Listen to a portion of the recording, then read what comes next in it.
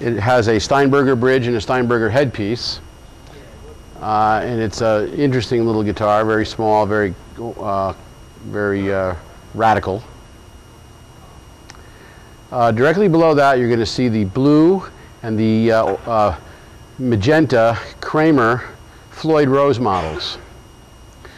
The one on the right is called the Triax, and the one on the left is called the Enterprise.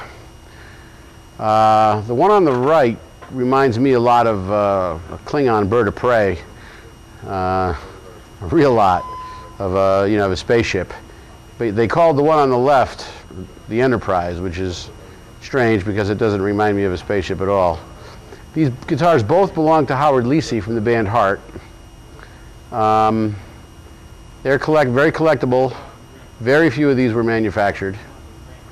And over the years, I've only had, I think, 3 of the Enterprises and maybe 4 of the Triaxes.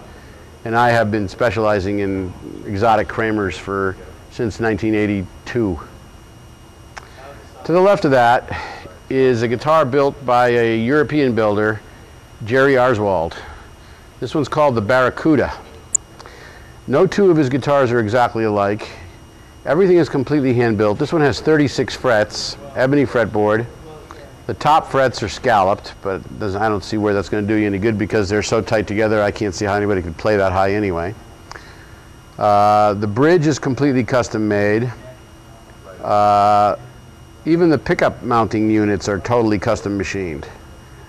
Jerry Arswald's a real perfectionist, and this is a real collector's piece. To the left of that is a Meridian guitar built by Jim Meridian in Boston. We have, with Jim's permission, built several of these in the Abstract factory. We've built 3 of the basses now so far and 1 of the guitars. They're neck through body, and they come with any pickup you want, of course. This particular guitar is not for sale. It's part of my own personal collection, but I wanted to show it here just so you could kind of get an idea. Very few of these made. The Ludwig Drum Company actually sponsored the production of these when they went into production, and they made about 30 of them.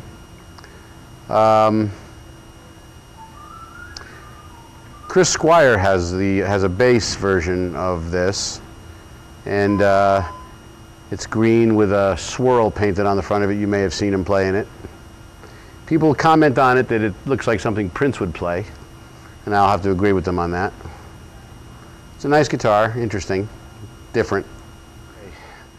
The Jackson Zorax, probably one of the strangest guitars I've ever carried. It's 7 strings, and it's completely 3-dimensional. That's not painted on there. That is all completely carved. If you can see it up close, it is totally 3-dimensional. Very interesting colors and very interesting design. Kind of looks like a fish, skull, whatever. I don't know what the hell it looks like, but it's pretty wild. The next one, of course, is the Kramer Gene Simmons Axe Bass.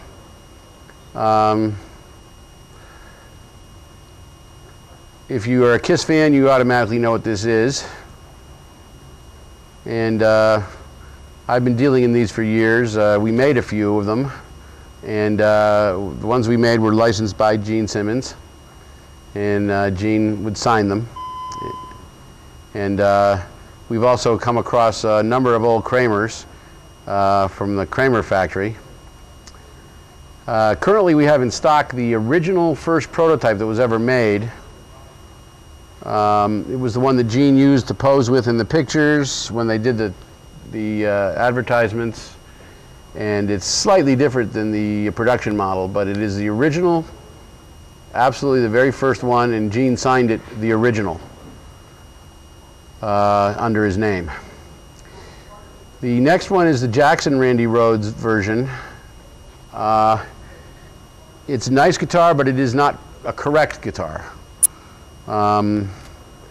The The dots are 1 inch, and the dots on the original Randy Rhoads were 3/4 of an inch. The ones we build are 3/4 of an inch, and we also offer an ebony fretboard on the ones that we build. And of course, this has the Jackson headstock, which is incorrect also, because Randy didn't have a Jackson headstock on his guitar. He had the harpoon style headstock. However, this is a licensed, legitimate, legal Randy Rhoads model that his mom signed off on.